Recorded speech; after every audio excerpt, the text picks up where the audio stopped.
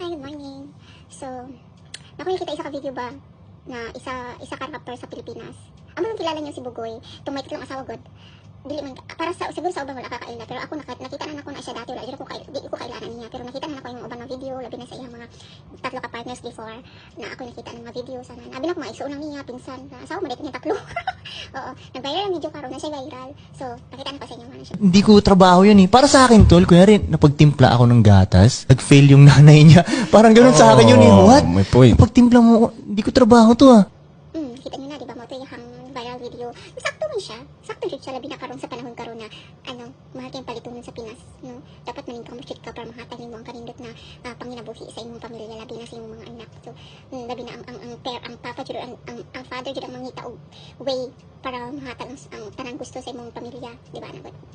Pero mapaisip lang jud ka no na you're a good provider but you're not a good father, di ba?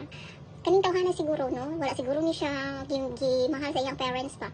Wala siguro siya gimahal sa iyang parent. No, hindi na ito masisi nga kung nga na yung mindset, no? Hindi na ito masisi kung nga na yung pananaw sa iyang kinabuhi na mag-concentrate lang siya sa panginabuhi para mahatag niya mga kanindot na panginabuhi ang iyang pamilya o iyang anak, no? Ito masisi na, naara dyan sa tao. Pero lain pag kayo, no? Lain kaayo, no? Lain kaayo na, oo. Dagan kay kagita, lami kay ka manginabu, lami kay ka madiskarte, mahatag nimo tanan-tanan sa imong pamilya, sa imong asawa, sa imong mga anak, yung anak na gusto nila. Pero unsa una ang banding sa imong anak?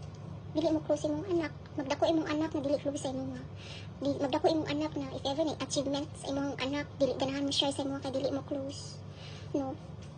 Dili ganahan mag-share imong anak og mga hinanakit, dili ganahan mo share og mga like mga opinion. Di ganahan mo share og mga like love lives na si crush, kung sa iyong minuan in the future, kung sa iyong pangarap in the future. Good. And then, dili po ka-feel og kuan, love sa imong anak in case of magtiguwang na ka, kanang wala na kay trabaho, kanang dara na lang ka sa balay, good. Karang mag-isip tag, in the future good, magtiguwang, magjuta ka diya, magjuta padulong, no? So, in the future, good, if ever magdako dyan ang mga anak nimo, tapos wala sila na close sa imuha, dili sila close sa imuha, kay mao man na ilahang na nadak-an kay dili nimo trabaho makipag-close imong anak, makipag-banding sa imong anak. Yung hunahuna nimo no, pag magtiguwang ka no, you feel alone. Sa tinuod lang. So, usaw na to ng kwarta, usaw na to ng pagka-good provider nimo kung dili pud nimo sabayan og a good father. Okay ra man siguro no na maghatag kag nindot na panginabuhi sa imong anak, pero sabayan na to og paghigugma sa atong mga anak, no. Yana siya no. Amo na yung anak mo mindset bukoy no. Kanin daw halo ko yana prevent yung mindset no. I'm sure pag abot sa pagtiguha niya, ma-feel jud niya na alon lang siya. Oo, feel niya na murag walay magmahal sa iya in the future, magtiguha siya kay tungod. Yan ay yung mindset. Sumala ako mo sure. Dali ko niya ba siya.